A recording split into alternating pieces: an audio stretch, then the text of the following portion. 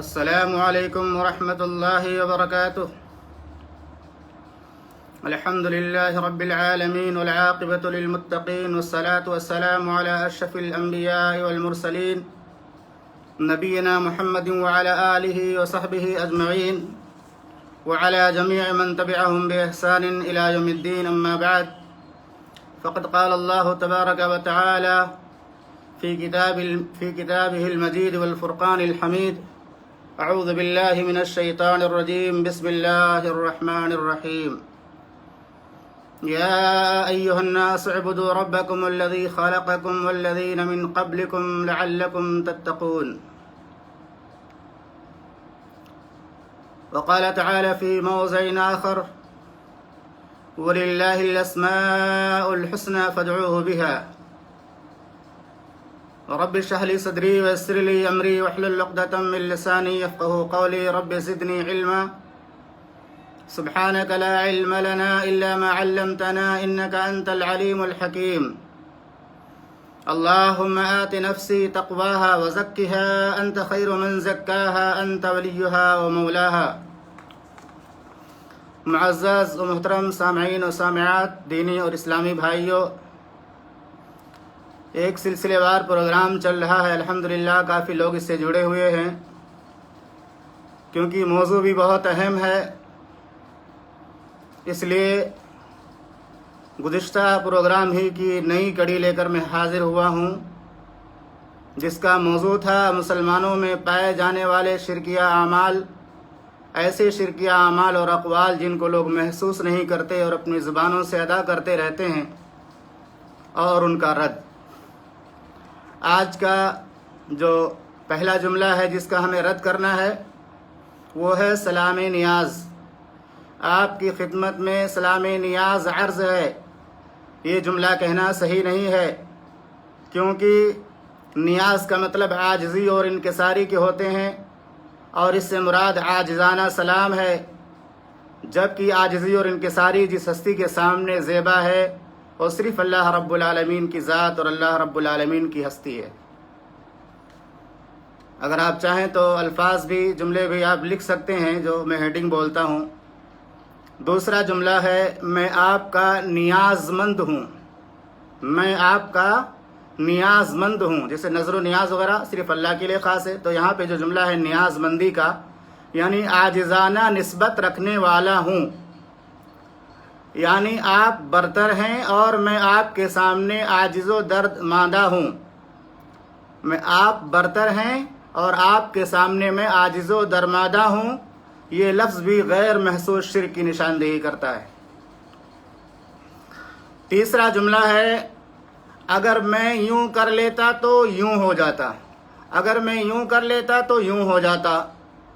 ابو ہریرہ رضی اللہ تعالیٰ عنہ سے روایت ہے، رسول اللہ صلی اللہ علیہ وسلم نے فرمایا احرص علی ما ينفعك واستعن بالله ولا تعجز وإن أصابك شيء فلا تقل لو أني فعلت كان كذا وكذا ولكن قل قدر الله وما شاء فعل فإن لو تفتح عمل الشیطان۔ اللہ کے نبی صلی اللہ علیہ وسلم نے فرمایا نفع بخش چیز کی حرص کرو، یعنی ان چیزوں کی حرص کرو جس میں تم کو فائدہ مل رہا ہے، نفع مل رہا ہے۔ اپنی اوقات کو ضائع نہ کرو، برباد نہ کرو۔ یہ دنیا کی زندگی ایک خاص مقصد کے لیے پیدا کی گئی ہے، آخرت کی تیاری کے لیے پیدا کی گئی ہے، رب کو راضی کرنے کے لیے یہ زندگی عطا کی گئی ہے، بندوں کے حقوق ادا کرنے کے لیے زندگی عطا کی گئی ہے۔ تو اللہ کے نبی صلی اللہ علیہ وسلم نے فرمایا حرص اس چیز کی کرو جس میں تمہیں فائدہ ہو، ایسا فائدہ جو دنیا اور آخرت سے تعلق رکھتا ہو۔ احرص علی ما ينفعک، اس چیز کی حرص کرو جو تمہیں نفع دینے والی چیز ہو۔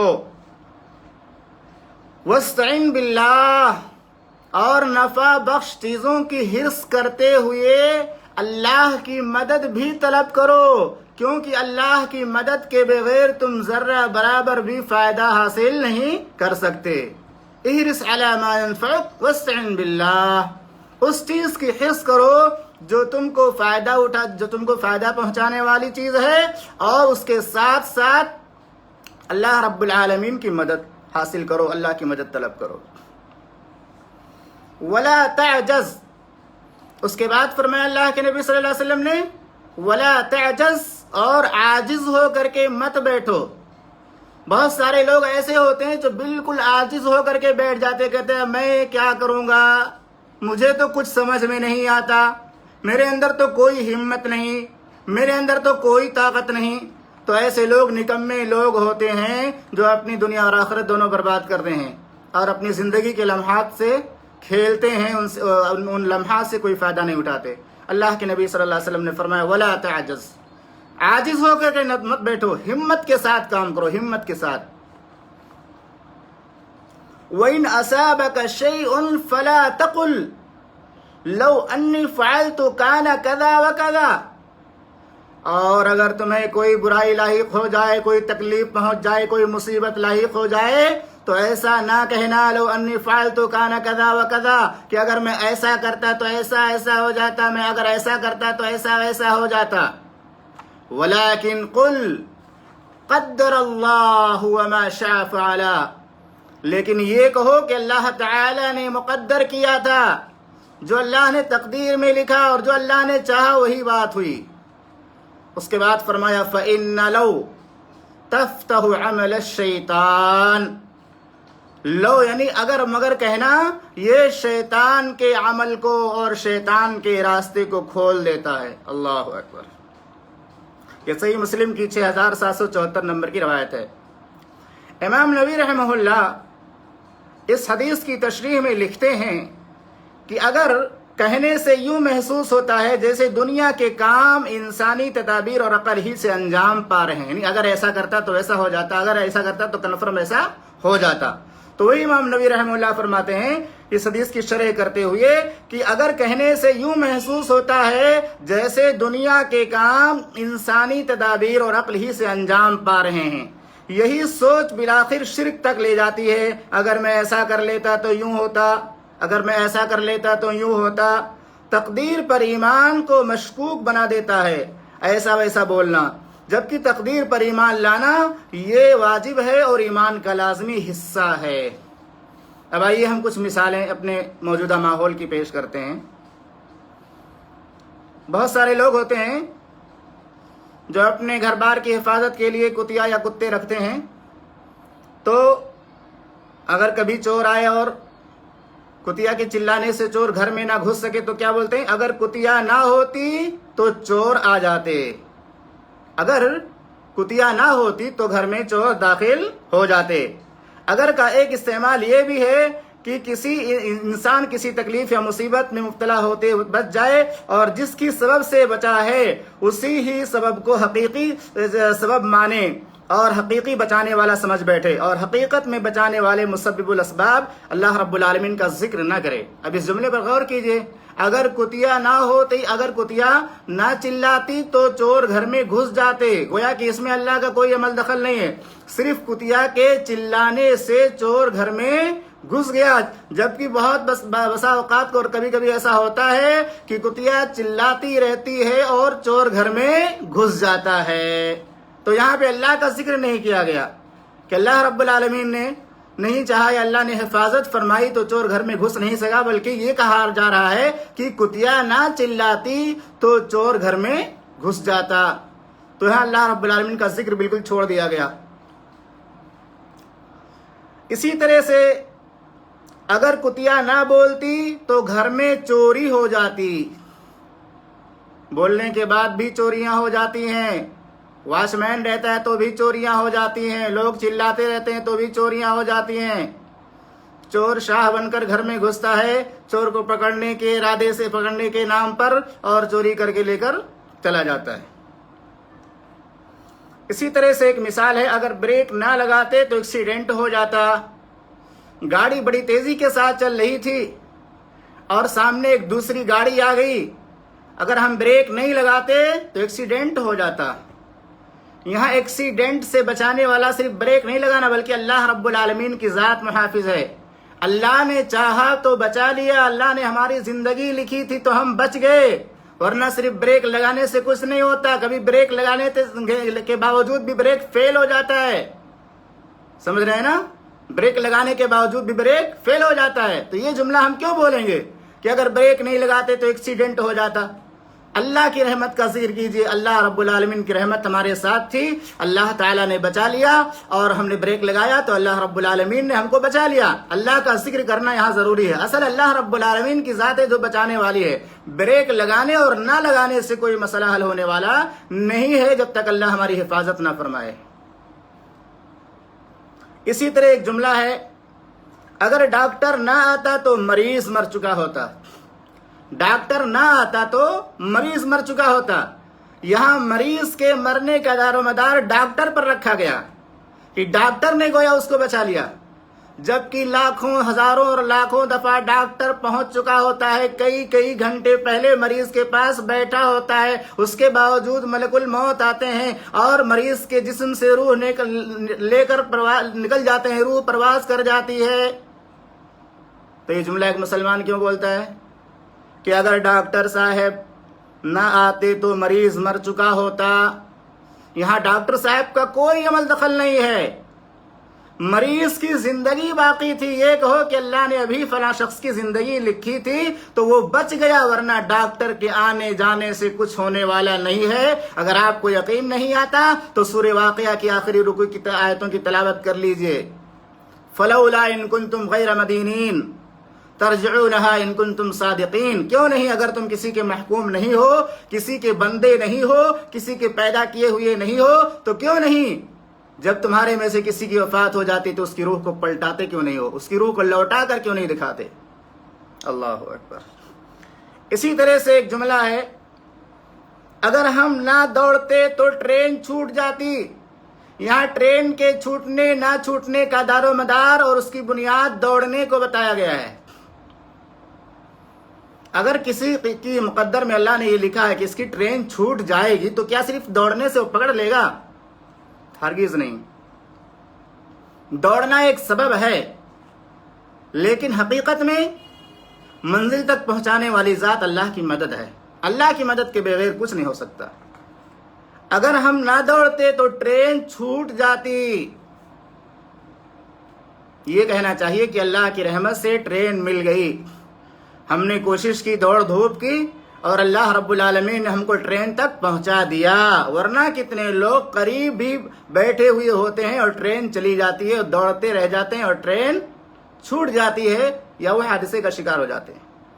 تو صرف دوڑنے سے ٹرین نہیں ملتی جب تک اللہ کی مدد شامل حال نہ ہو. یہ کہنا چاہیے کہ اللہ کی رحمت سے, اس کی مدد سے ٹرین مل گئی. تھوڑی سی میں نے کوشش کی اور اللہ تعالیٰ نے کوشش میں ہم کو کامیاب کر دیا. کوشش کرنا انسان کا کام, کامیابی اللہ رب العالمین کی طرف سے ہوتی ہے. لیکن صرف کوشش کو کامیابی کا ذریعہ کہہ دینا اور اللہ کی مدد کو اس میں شامل نہ کرنا, یہ ایک طرح کا شرک ہے. اسی طرح ایک جملہ ہے, اگر وہ بارش میں نہ نہاتا تو اسے بخار نہ ہوتا. کوئی لڑکا ہے بارش میں نہا لیا, اب بیمار ہو گیا. اب اسی کو سبب بنایا کہ نہاتا نہیں تو بیمار نہیں ہوتا, نہا لیا اس لیے بیمار ہو گیا. کیا کہنا چاہیے؟ اللہ نے اس کے مقدر میں لکھا تھا بیمار ہونا, بیمار ہو گیا. بھئی کتنے بچے نہاتے رہتے ہیں بارش میں, بیمار نہیں ہوتے ہیں, اور کتنوں کو تھوڑا پانی لگ جائے بیمار ہو جاتے ہیں. اس کے مقدر میں لکھا تھا, بیماری اس کے مقدر میں لکھی ہوئی تھی, اس لیے وہ بیمار ہو گیا. نہانا تو ایک چھوٹا سا سبب ہے. حقیقی معنوں میں بیماری کس کی طرف سے آتی ہے؟ اللہ کی طرف سے. شفا کون دیتا ہے؟ اللہ رب العالمین دیتا ہے. تو یہ کہنا کہ اگر بارش کے پانی میں تو نہ نہاتا تو بیمار نہ ہوتا, یہ غلط ہے. کوئی آدمی بارش کے پانی میں گیا, نہا لیا, بیمار ہو گیا, تو یہ کہیں گے کہ تو بیمار ہو گیا, تیری مقدر میں لکھا تھا, لیکن تجھے پانی میں نہانا نہیں چاہیے, کیونکہ بارش میں نہانا بیماری کا سبب ہے. لیکن کوئی ضروری نہیں کہ وہ سبب حقیقی اس کو حقیقی جو ہے طاقت قرار دیا جائے. مسبب الاسباب اللہ رب العالمین کی ذات ہے. نہانے سے بیماری ہوتی ہے, لیکن یہ ضروری نہیں ہے کہ ہر نہانے والا بیمار ہو جائے. اس کی وجہ سے یہ نہیں کہنا چاہیے کہ اگر ہم جو ہے اگر وہ بارش کے پانی میں نہ نہاتا تو بیمار ہی نہ ہوتا یا بخار نہیں آتا. سیدنا عبداللہ ابن عباس رضی اللہ تعالیٰ عنہما انداد کی تفسیر میں ان جملوں کا ذکر کرتے ہوئے کہتے ہیں, اگر کتیا نہ ہوتی تو چور آ جاتے, اور فلاں شخص نہ ہوتا تو تو ان سب باتوں میں فلاں فلاں کو نہ رکھو۔ ابن عباس رضی اللہ تعالیٰ عنہ کہتے ہیں فلاں فلاں نہ ہوتے تو ایسا نہیں ہو جاتا، فلاں ہوتے تو ایسا ہو جاتا۔ تو اللہ کے نبی صلی اللہ علیہ وسلم کے صحابی عبداللہ ابن عباس رضی اللہ تعالیٰ عنہ کہتے ہیں کہ ان جملوں میں فلاں فلاں کو نہ رکھو، کیونکہ یہ سب باتیں شرک کی تعریف میں آتی ہیں۔ سب کچھ کرنے والا اللہ رب العالمین ہے، تو اس لیے فلاں کو نہ رکھو کہ فلاں ایسا ہوتا تو ایسا ہو جاتا، فلاں ہوتا تو ایسا ہو جاتا۔ سب کچھ اختیار کس کے پاس ہے؟ اللہ رب العالمین کے پاس ہے۔ یاد رہے کچھ مقامات ایسے ہیں جہاں پہ اگر کا استعمال جائز ہے۔ تھوڑا سا فرق سمجھ لیجئے۔ کوئی گناہ یا دینی یا اخروی نقصان سرزد ہو جانے پر اپنا محاسبہ کرتے ہوئے یا توبہ کرتے ہوئے اگر کا استعمال کیا جائے تو درست ہے۔ مگر اگر کوئی شخص مثال کے طور سے ایسا بولتا ہے، وہ گھر میں بیٹھا ہوا ہے، عصر کی نماز کا وقت ہو گیا، سفر میں اس کو نکلنا ہے، زر جماعت ہو رہی ہو، گھر میں بیٹھا ہوا اس نے نماز ادا نہیں کی اور بغیر نماز پڑھے ہوئے وہ نکل گیا، راستے میں ایکسیڈنٹ ہو گیا، تو کہتے ہیں کہ اگر کوئی شخص ایسا ہے جو یہ کہتا ہے کہ اگر میں گھر سے نکلتے وقت عصر کی نماز پڑھ لیتا تو ایکسیڈنٹ نہ ہوتا، تو اس میں کوئی حرج کی بات نہیں ہے، کیونکہ اللہ تعالیٰ کی عبادت اور بندگی کرنا، بتائیے، اللہ تعالیٰ کی عبادت اور بندگی کرنا آدمی کو آفتوں سے، بلاؤں سے، مصیبتوں سے بچاتی ہے۔ یہی ایک حدیث کا ذکر کروں جو غالباً صحیح بخاری یا مسلم کے اندر موجود ہے، صحیح روایت ہے۔ بہرحال اللہ کے نبی صلی اللہ علیہ وسلم کے ایک صحابی آئے اور کہا اللہ کے پیغمبر، رات میں مجھے بچھو نے ڈنک مار دیا اور اتنی تکلیف ہوئی کہ میں درد سے تڑپتا رہا۔ تو اللہ کے نبی صلی اللہ علیہ وسلم نے فرمایا اگر تم نے یہ پڑھ لیا ہوتا، اگر کا لفظ ہے وہاں پہ، اگر تم نے یہ پڑھ لیا ہوتا اعوذ بکلمات اللہ التامات من شر ما خلق، یہ دعا اگر تم نے شام کو پڑھی ہوتی تو تم کو کوئی چیز یا کوئی جانور یا کوئی بچھو نقصان نہیں پہنچاتا۔ تو یہ دعائیں ہیں جن میں اللہ کے نبی صلی اللہ علیہ وسلم نے حفاظت کا جو ہے وعدہ کیا ہے، بشارت سنائی ہے۔ تو ان دعاؤں کا پڑھنا انسان کو حقیقت میں مصیبتوں سے بچاتا ہے، اور جب انسان اس دعا کو نہیں پڑھتا یا دعا پڑھنا بھول جاتا ہے تو مصیبت کا شکار ہو جاتا ہے۔ لیکن جو دعاؤں کے بارے میں وعدہ ہے اللہ کا اور اللہ کے نبی صلی اللہ علیہ وسلم کا، یقیناً اگر کوئی ان دعاؤں کو پابندی کے ساتھ پڑھتا ہے تو اس کو کوئی پریشانی، مصیبت لاحق نہیں ہوتی، یا کوئی رات میں کوئی جانور وغیرہ اس کو نہیں کاٹتا۔ تو وہاں بھی اللہ کے نبی صلی اللہ علیہ وسلم نے فرمایا کہ یہ جو بچھو نے تم کو ڈنک مارا ہے، یہ اس وجہ سے مارا ہے کہ تم نے شام کو یہ دعا نہیں پڑھی تھی، اعوذ بکلمات اللہ التامات من شر ما خلق۔ اسی طرح اگر کوئی شخص کہتا ہے اگر میں نے محتاجوں کی مدد کی ہوتی تو آج ضرورت پیش آنے پر کوئی میرے بھی کام آتا۔ یہ تو حقیقت ہے، جو آدمی اچھا عمل کرے گا تو اس کا فائدہ اس کو ہوگا، جو برا کرے گا اس کا وبال اس پر آئے گا۔ اور اسی طرح سے اللہ کے نبی صلی اللہ علیہ وسلم نے فرمایا تم زمین والوں پر رحم کرو، تم پر آسمان والا رحم کرے گا۔ تو نیکی کا بدلہ ضائع نہیں ہوتا، نیکی کا جو ہے اجر ضائع نہیں ہوتا۔ اسی طرح سے ظلم اور زیادتی بھی انسان کو ہلاکت میں لے کر جاتی ہے، کسی پر ظلم کرنا نہیں چاہیے، ظلم کرنے کی وجہ سے بھی انسان پریشان رہتا ہے۔ اسی طرح اللہ کے نبی صلی اللہ علیہ وسلم نے ایک حدیث میں فرمایا جب تم میں سے کوئی شخص دعا کرے تو یہ نہ کہے اے اللہم اغفر لی ان شئت، اللہم ارحمنی ان شئت، کہ اللہ اگر تو چاہے تو مجھے بخش دے، اگر تو چاہے تو مجھ پر رحم فرما دے، کیونکہ اللہ کی مشیت کو، اللہ کی چاہت کو فإنہ لا مکرہ لہ، کوئی ٹالنے والا نہیں ہے۔ ڈائریکٹ آپ کہیے اللہ تو بخش دے، بخشنے پر قادر ہے، تیرا نام غفار ہے۔ اے اللہ تو عطا کر دے، عطا کرنے پر قادر ہے، تیرا نام وہاب ہے۔ اے اللہ تو رحم فرما دے، تو رحم فرمانے پر قادر ہے، تیرا نام رحمان و رحیم ہے۔ اے اللہ تو میرے گناہوں کی پردہ پوشی فرما دے، تو پردہ پوشی فرمانے پر قادر ہے، تیرا نام ستار ہے۔ اللہ اکبر۔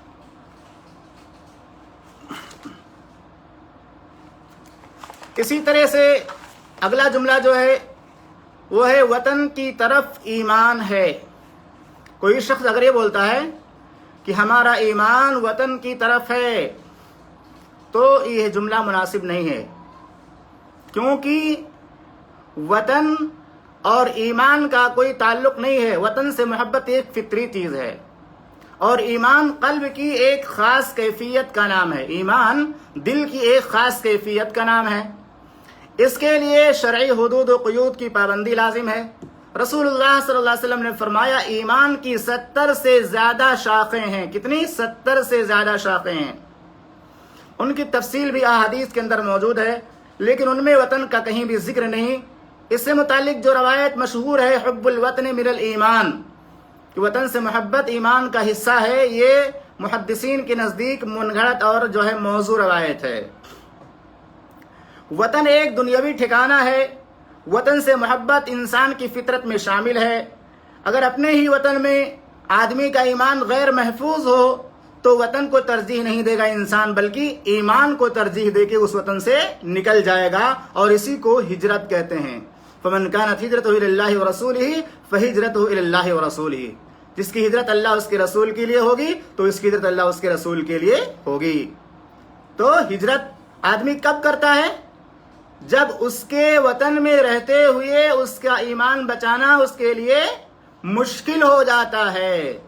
اس لیے وطن کو ایمان کے ساتھ جوڑنا یہ جائز چیز نہیں ہے، اور یہ تو پیغمبروں کی سنت ہے۔ کتنے پیغمبروں نے ہجرت کی، اپنے وطن کو چھوڑا۔ خود محمد رسول اللہ صلی اللہ علیہ وسلم نے جب مکہ چھوڑا، اور وہاں کے لوگوں نے جب آپ کو مکہ چھوڑنے پر مجبور کر دیا تو آپ نے اس کو مخاطب کر کے کہا اے مکہ تو میرے نزدیک بڑی معظم اور محترم اور بڑی محبوب بستی تھی، اگر تیرے رہنے والے باشندے مجھے نکلنے پر مجبور نہ کرتے تو میں نہ نکلتا، لیکن نکلے اللہ کے نبی صلی اللہ علیہ وسلم، گئے مکہ سے مدینہ، ہجرت کر لی۔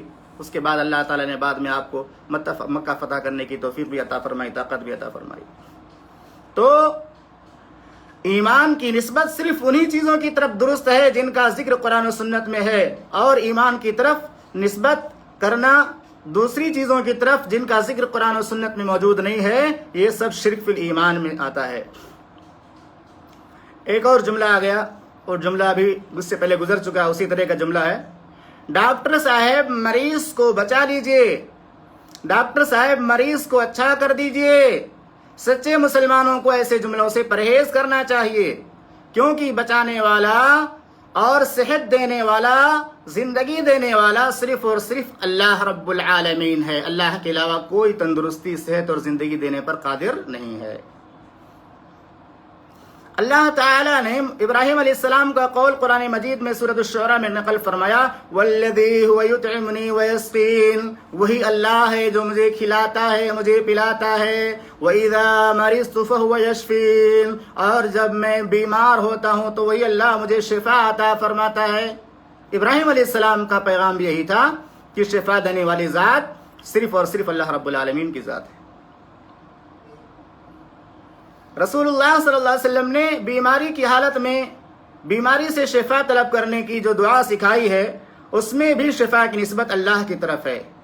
اللہ کے نبی صلی اللہ علیہ وسلم نے جو دعا سکھائی، اذهب الباس رب الناس واشف انت الشافی، بیماری کو دور کر دے اے لوگوں کے رب، اور شفا عطا فرما دے، انت الشافی، تو ہی شفا دینے والا ہے، لا شفاء الا شفاؤک، تیرے شفا کے علاوہ کوئی شفا نہیں ہے، شفاءن، ایسی شفا عطا فرما جو ساری بیماریوں کو ختم کر دے۔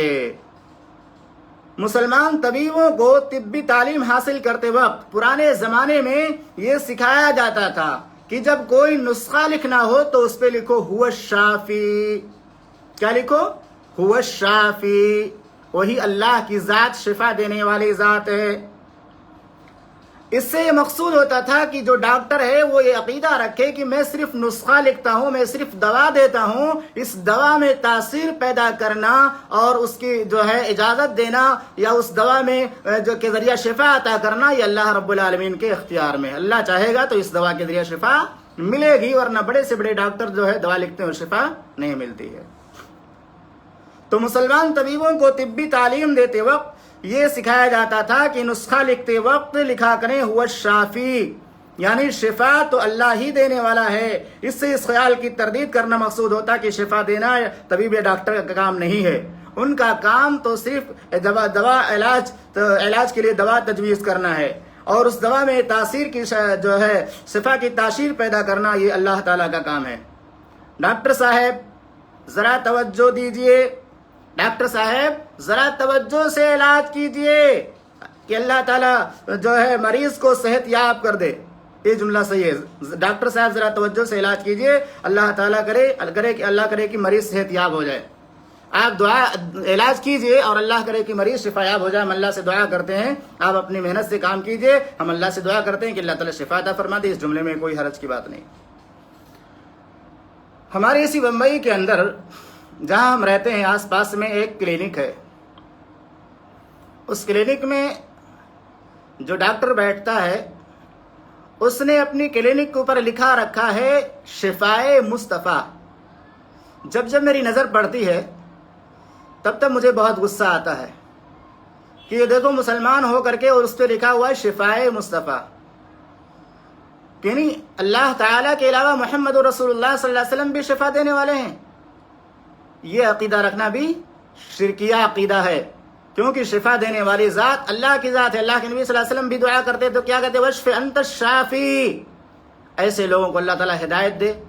ڈاکٹری کی تعلیم حاصل کر لیتے ہیں لیکن دین کی تعلیم حاصل نہیں کرتے۔ اگر کوئی ڈاکٹر عالم بھی ہو، دین کا علم بھی رکھنے والا ہو، تو اس سے بہت اچھا توحید کا کام ہوگا، دعوت کا کام بہت اچھا وہ کر سکتا ہے۔ تو ڈاکٹر صاحب یہ جو ہے مریض کو بچا لیجئے جملہ کہنا صحیح نہیں ہے۔ اسی طرح سے شفائے مصطفیٰ کہنا یہ بھی صحیح نہیں ہے، شفائے مصطفیٰ لکھنا یہ بھی صحیح نہیں ہے۔ اسی طرح ایک مسئلہ ہے، کیا فرماتے ہیں علماء کرام مسئلے ہذا کے بارے میں؟ بہت سارے لوگ جب سوال کرتے ہیں تو سوال کرتے ہوئے اس طرح کا سوال پیش کرتے ہیں، کیا فرماتے ہیں علماء کرام مسئلے ہذا کے بارے میں؟ کیا فرماتے ہیں علماء دین متین اس مسئلے کے بارے میں؟ تو یہ جملہ بھی سراسر غلط ہے، کیونکہ اس انداز بیان سے محسوس ہوتا ہے کہ جیسے شریعت کے حلال و حرام کا فیصلہ کرنے والے خود علماء کرام ہوں، جبکہ شریعت بنانے اور حلال و حرام قرار دینے کا اختیار صرف رب کریم کے پاس ہے، جس کا علم اس نے رسول اللہ صلی اللہ علیہ وسلم کو بذریعہ وحی عطا کیا ہے۔ نبی صلی اللہ علیہ وسلم خود اپنی مرضی سے اللہ کی وحی کے بغیر شریعت کا کوئی بھی مسئلہ بیان نہیں کر سکتے۔ اللہ رب العالمین نے فرمایا یا ایھا النبی لما تحرم ما احل اللہ لک، اے ہمارے نبی آپ ایسی چیزوں کو کیوں حرام کرتے ہیں جو اللہ نے آپ کے لیے حلال کیا ہے، اپنی بیویوں کی رضامندی چاہتے ہیں۔ یہ اسی طرح سے اللہ رب العالمین نے فرمایا سورہ حاقہ کے اندر ولو تو اس طرح کے جملے غلط ہیں، ایسے جملوں کا استعمال نہیں کرنا چاہیے، اس طرح کا جملہ لکھنا چاہیے۔ کیا فرماتے ہیں علماء دین اس بارے میں کہ قرآن و سنت کی کیا تعلیم ہے، اس بارے میں اللہ اس کے رسول کا کیا حکم ہے۔ اللہ تعالیٰ سے دعا ہے کہ رب العالمین ہم تمام مسلمانوں کو صحیح معنوں میں توحید کو سمجھنے اور اسے اپنی زندگی میں نافذ کرنے اور شرک کو سمجھنے اور اس سے بچنے کی توفیق عطا فرما۔ آمین۔ وآخر دعوانا ان الحمد للہ رب العالمین۔ السلام علیکم ورحمۃ اللہ وبرکاتہ۔